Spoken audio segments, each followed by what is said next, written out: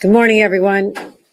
I came by here to our Emergency Operations Center to, first of all, thank the individuals who come day and night, working 24/7 to keep New Yorkers safe. So I want to first acknowledge all the first responders and those who are in rooms like this across the state, but also out in our communities and on the streets. We sleep safer at night, and we are safer during a storm like this because of their hard work.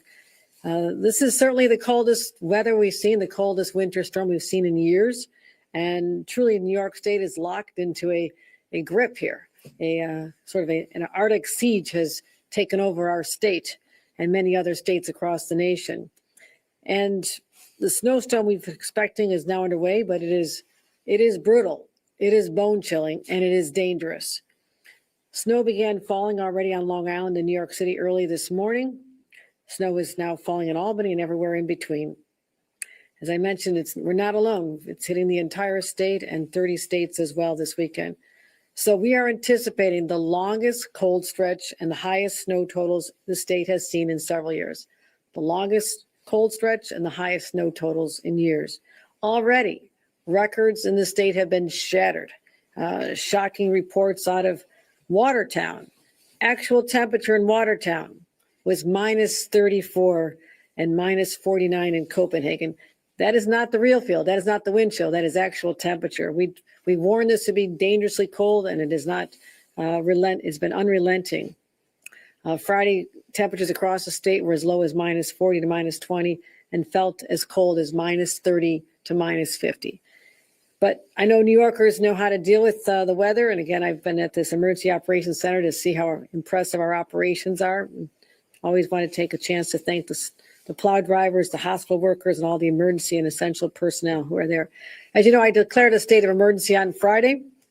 Since then, to enhance our response, we've deployed over 100 National Guard members. Many of them are concentrated downstate at this time to go where they're needed, and also to particularly help on Long Island and the Hudson Valley and New York City. We've also taken some steps to make our roads safer. Banning long tandem tractor trailers on the thruway as of 6 a.m. today. Commercial vehicles are right now restricted to the right lane only on state roads, and 2 counties have full travel bans in place, Dutchess and Ulster, and additional travel advisories and restrictions are all over the state. We have, as I mentioned, deployed additional resources. We have additional DOT personnel who have been all over the state. I mentioned the other day we have countless snow plows and lifts and all the equipment that's necessary, plenty of salt. We've been stocking up on salt in anticipation that our plow drivers would need this to keep the roads clear. And for parents in New York City, about an hour ago, the mayor announced that schools will move to remote learning tomorrow. So to the snow forecast, everyone across the state should prepare for a solid day and a half of this weather. And the heaviest snow will still be coming this afternoon and through the night. And this will continue through most of the weekend or most of the day tomorrow, but we expect it to end by midday. So here's some of the totals we expect. 8 to 12 inches in the North Country, 12 to 18 in the southern tier, Mohawk Valley, central New York, and even parts of the Finger Lakes, including Rochester and western New York.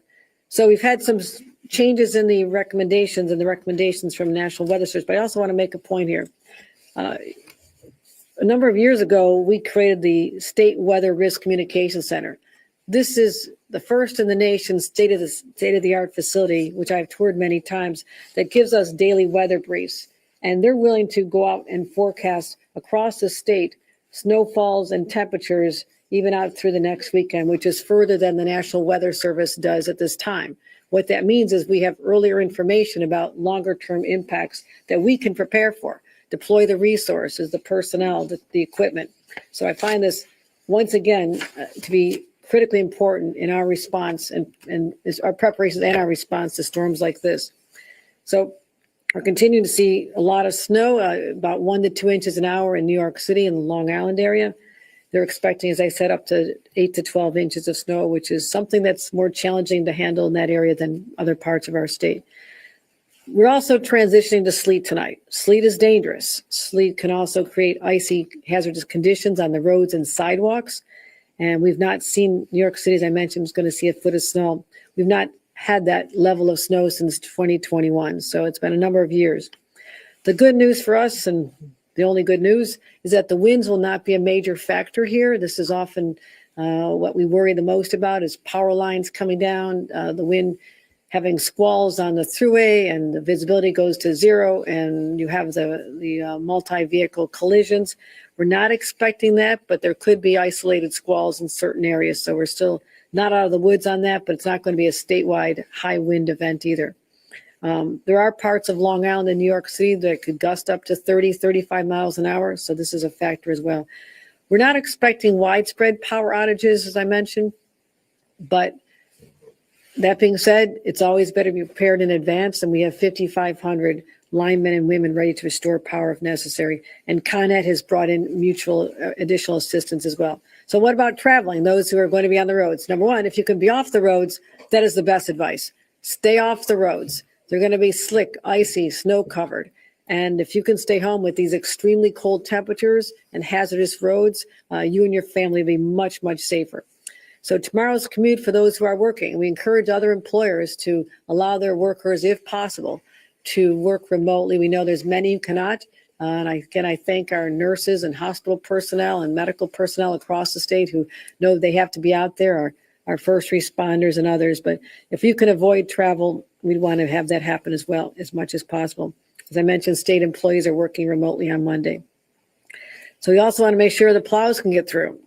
Commissioner Dominguez knows this, and I've been a passenger in a plow, and the biggest concern they have is their own visibility and making sure that they can do their jobs without worrying about the other vehicles around them. So do this to help not just yourself stay safe on the roads, but also our plow drivers. And the good news for downstate, those who rely on public transportation, the MTA is planning on maintaining a weekend schedule. Trains and buses will continue to run. Again, this is always subject to change. We'll be focused on snow removal on platforms and near stations, but we're concerned about keeping people safe as they get to their jobs. We also have a number of special elections scheduled for Tuesday, February 3rd, and so the ones that are in New York City and in that area, we're going to be suspending early voting for today and tomorrow. So we want to make sure people mark their calendars if they want to vote early. We will be adding extra hours to help compensate for that. So New Yorkers, stay home, hunker down, root against the Patriots. That's up to you personally, personal decision. But also sign up for text alerts so you can be up to date with all the information we want to share with you. 333-111 will get you, if you type in your county and your borough, you'll get everything you need to know. And monitor all the local forecasts and warnings. Couple of things, as a pro in shoveling snow myself, make sure that I'll give you a quick demonstration. Do not bend over to shovel, you bend down your knees. You want to bend down so you can protect your back. Also, you don't have to have a high amount of snow on the shovel. I'll give you a demonstration outside if you want. But neighbors of mine have had heart attacks from shoveling too much snow. It's better to take multiple smaller bites at it, lift smaller amounts of snow, toss it aside, but do not try to go for the big, massive shovel full of snow because regardless of your health, this could be cause a heart attack or cardiac attack as well. So also, if you're indoors, and you will be indoors, test your smoke and carbon monoxide detectors in case you have to use indoor space heaters. Dress in layers, cover every part of your body. I was outside yesterday, I had face wrapped up in a scarf, ears covered, hand warmers in the gloves. There are ways to protect if you must be out there. I've mentioned before how important it is to make sure your vehicle can save your life if necessary. Again, you must consider the worst case scenarios when you're going out. You do not know that what you think is just a safe ride to the grocery store or an appointment can result in you going off the road and having to rely on your vehicle if you're stuck in a snowbank. We've talked about having extra phone chargers, make sure your phone is charged, blankets, water, food, anything you think you would need to protect you. And also protecting your pipes from freezing. Another pro tip, just takes a long towel from the bathroom, roll it up and stick it in front of the door. It can stop a lot of wind from coming in, or use the plastic sheets that you put on the windows with a blow dryer. It's kind of a fun thing to do. So also, this is the time to be a good neighbor. check on your elderly neighbors. I have shoveled the sidewalks of my neighbors when I was growing up. It's what we always did, our neighbors next door. Also watch out for pets. I know many of them have to go outside, but keep an eye on them and don't let them stay outside too long. So the bottom line is this. We're not through it. This is sort of the beginning. We've been talking about this for days. Different parts of our state are being affected differently at different times, but this is a statewide event. It is unrelenting. We don't expect any relief from this forecast at this time. And all of our state agencies, I just had a chance to thank them a few minutes ago. They are working tirelessly around the clock, and we're going to continue being flexible. So, as I mentioned, we have had some of the coldest nights of the entire year, and also some of them record lows. So I want to make sure that we are protecting everybody. Be smart, exercise caution, and look out for each other. So let me turn it over to Acting Commissioner of Homeland Security and Emergency Services, Terry O'Leary, to go through our other state preparations. Thank you, Governor. And Governor, I'd like to say thank you very much for coming to the EOC today to see the staff. What you see today in the EOC is the nerve center of the state's response to any crisis or emergency. And today we have not only representatives from the Division of Homeland Security and Emergency Services, but also from our partner agencies. And what they're doing is they're bringing in information from throughout the state. They're seeing where resources need to go to help answer any task that's in front of us, and they deploy those resources. And what you saw in that other room are some of the nation's best emergency management professionals. It's not only the division that is working. We also have representatives from the Department of Environmental Conservation, the National Guard, the Department of Transportation, State Police, ITS, State Fire, our Parks Department, Thruway, as well as our partners from the National Weather Service. I'd also like to thank those who are working in emergency management that are not in the facility. As the governor mentioned, there are emergency operation centers operating throughout the state in localities and counties, and New York State is helping to support those. And those include New York City Emergency Management, Nassau, Suffolk, Ulster, Orange, and Monroe County, as well as Dutchess, Sullivan, and Westchester. And we also have staff working with Buffalo as well. The governor told you about the weather, what we're seeing. It's important to note that we will see a change in New York City and on Long Island, where it will switch over from snow to freezing rain and ice this afternoon, and that will last through around midnight when it will switch back to snow. This will make for dangerous travel. Thankfully, though, we are forecasting very low amounts of ice accumulation. We do not expect power outages and downed power lines. It is important to know, though, if you see a down power line, treat it as if it is live. Stay at least 30 feet away and call 911. There is no rest from the weather in New York. Immediately after this snowstorm, we are going to see a lake effect storm come in, and thanks to our friends at the Nice Work, they have forecasted that we will see snow bands setting up both off of Ontario County as well as Ontario as well as Lake Erie. That will start Tuesday night and will go through Thursday. We're also going to be seeing extended cold. These cold temperatures will last through the weekend. So that's important. The governor gave you tips on how to shovel.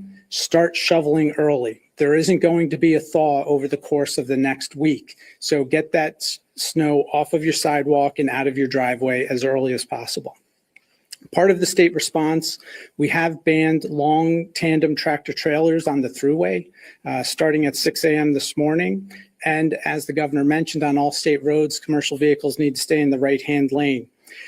In addition to the travel bans in Dutchess and Ulster County, individuals should check their local county's websites for any additional travel restrictions in their area. Long Island Railroad and Metro North are going to be operating on a Sunday service schedule, as will the Capital District Transportation Agency. If you are flying, please check ahead of time. This is a nationwide event. The weather will not only impact our flights, but it will impact flights coming from throughout the country. So make sure that you check before you go to the airport. We've already seen cancellations of up to 90% at different airports. To reiterate what the governor said, please stay home. Don't be on the roads. Allow DOT and throughway plow operators to do their job. Do not crowd the plow. If you have to travel, please check 511ny.org first. It is a great source of information on the status of the roads statewide. It will tell you where there are incidents, and you can look at traffic cameras as well and actually see the conditions of the roads for yourself. Continue to be prepared for the bitterly cold temperatures we've been experiencing. They're not going away. Hopefully, we won't see anything like we saw in Watertown or Copenhagen, but we are going to see sub-zero temperatures throughout the state over the course of the next few days. Code Blue will remain in effect. So throughout the state, under the guidance of the Office of Temporary and Disability Assistance, we will make sure that shelters are available to those who need them. Also, counties will stand up warming centers. If you do lose power, call 211 and they will tell you in your area where you can find a warming shelter. As the governor mentioned, we do not expect widespread power outages, but if you do experience a power outage, please call your utility company to report it. If you are going to be using alternative heating sources, make sure you do so safely. Make sure it is a UL approved space heater. Keep it 3 feet away from any furniture, from drapes and the rest. If you're using a generator for power, never use a generator indoors, and do not keep it right outside your windows either. Please make sure your fire smoke detector and carbon monoxide detectors are working. And finally, if you are going to travel, and I have to tell my kids this all the time, they will get into their car after they heat it up wearing shorts and a t-shirt thinking I'm only driving a couple of miles to the gym. Have a jacket, have a blanket. You need to be prepared to be stuck for a while. And also make sure you can get yourself unstuck as well. Have a shovel, have kitty litter in the car, have something. If you have a truck, have a tow rope so that someone else can help you if you're stuck, or you can help somebody if they're stuck. And most importantly, obey the move over law. If you see our first responders out there, please move over if it is safely possible. Allow state police, other first responders, tow truck operators to do their job and to help others, and don't compound any issues that we may see. And with that, I'd like to say, Governor, thank you again for coming and joining us here today. Thank you. I also want to acknowledge the presence of my incredible team as we get through this crisis. And I mentioned Marie-Therese Dominguez, the New York State Department of Transportation. She is a battle-tested veteran. We've been through many of these challenges before, and I'm so proud of the work that she and the men and women who work for her do as well. And Frank Hoare, the executive director of the New York State Thruway Authority, the lifeline of upstate New York connecting us with downstate, and how important it is to keep the commerce as well as the commuters and residents safe on those roads. So thank you, Frank. And also our state police out there day and night, making sure that our roads are safe and that they're there to respond to any situation that requires additional help. And I want to thank Major Robert McConnell for his support here as well. Before we get to questions, I need to speak plainly about something that should stop every American in their tracks. Yesterday in Minneapolis, federal immigration agents killed another American citizen in broad daylight. His name was Alex Preddy. He was 37 years old. He was an ICU nurse, someone whose job was saving lives. Video shows him doing something he was trained to do, to help people. He was trying to reach over and help a woman in need when she was thrown to the ground by federal agents. And within seconds, federal agents threw him to the ground and fired a shot, not one, but a barrage of bullets into his body on a public sidewalk in America. The federal government claims the killing was justified. This nurse with nothing more than a cell phone in his hand, that he was trying to kill them. That's their story. But anyone who's seen this horrific video, multiple videos, knows that this is a shameless, bold-faced lie. This is not a threat that needs to be neutralized. It was a civilian exercising the free right to protest. And this is a continuation of a deadly pattern, a pattern of violence It is well known that earlier this month, federal agents also shot a mother of 3 in the face when she just extended a greeting to him. 2 American families destroyed. Confidence in federal law enforcement shattered. At the same time, ICE agents are arresting children. A 5-year-old returning from preschool, using them as bait. A 2-year-old taken on the way home from a grocery store with her dad. Now we have children caught up in armed engagement, scooped off the street by masked men, while our federal leaders feed the false narratives instead of taking responsibility. But videos don't lie. And don't stop believing what your eyes tell you. Their cruelty, these incidences, what is going on and unfolding in the streets of America today, shocks the conscience of every human being with a heart.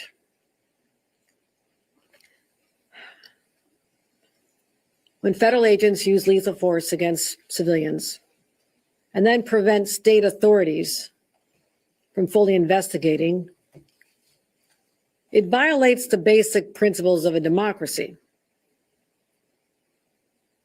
What it does is makes everyone feel unsafe. Everyone. Nationwide, over the last 13 months, ICE has detained hundreds of U.S. citizens, and dozens of people have died in their custody.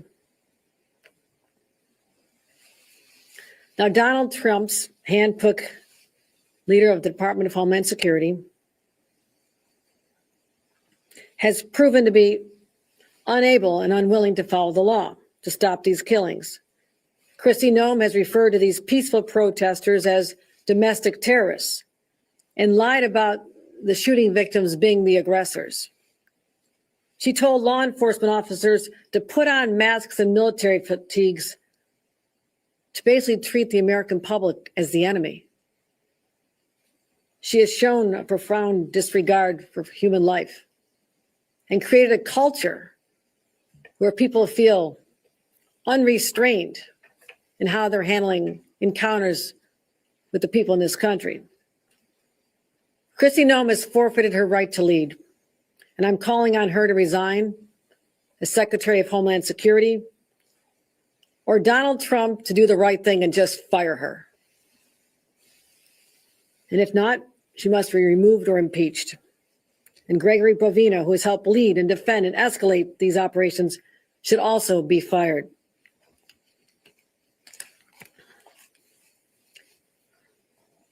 It's a shame I have to say this in America, but no one is above the law. No one. Not an ICE agent, not a federal officer, not the President of the United States. And make no mistake, when these people who have abused the power entrusted to them by their offices are finally out of power, states, including New York, will hold them accountable. I'll have more to report on further actions the state of New York will be taking in the upcoming days. I'll take any questions. Okay, any other related questions? Governor Hochul, obviously, you've been through some of these big storms. I think back a couple of years ago, the holiday storm in Buffalo obviously was a major one. That was really specific to that area, though. This is the first storm that you've seen really that is hitting the entire state. How much more difficult does it make it to prepare for a storm like that, knowing it goes from New York City to Buffalo and really beyond the entire Northeast? Certainly it is a challenge because when you're deciding where to deploy all your resources, your utility crews, your extra plows, the personnel, additional state police, you have to look at the state as a whole. But I'm working with the most seasoned veterans you can imagine. They tabletop exercises like this all year long. Even the hot days of summer, they're thinking of these scenarios. And it is a worst case scenario when every part of the state is vulnerable to these extreme, brutal colds, which are life-threatening, as well as the volume of snow that some parts of the state are not accustomed to dealing with. So it is a challenge, but not one that we haven't prepared for. that we prepared for in this specific event, having the early warning in advance of what is coming, getting the message out to New Yorkers on what they can do to keep themselves safe, and then we'll get through it. So I feel confident in the team that I have assembled to manage these storms. Any other guys? Obviously, the thruway is only close to those tractor trailers, the tandem trailers right now, but when we look at if it's going to be necessary to potentially close it to all traffic. I'll let the executive director address that. It's something we always keep an eye on. I have been in so many emergency operations, monitoring the snowfall on the thruway, how fast vehicles are going, whether or not there's visibility. It is something we do intensely, and we want to keep motorists safe, but also make sure we can keep the flow of commerce going through our state, because you also end up, when you close the thruway, there's a ripple effect on the adjoining roads, and you can create another situation. So you have to be very smart about when to do that. We've done both. We've made a decision to, with lots of restrictions, keep the traffic going. We've also had other times we've had to declare that it's just not safe. We have to shut it down. Frank, is there anything you want to add to that? Thank you, Governor. Just that safety is our paramount concern, and we're in constant communication with our partners in state and local government to ensure that the road will stay open, but in a safe and drivable manner. Anything else? All right, guys, thank you. All right, thanks, everyone. All right. All right, thanks, okay.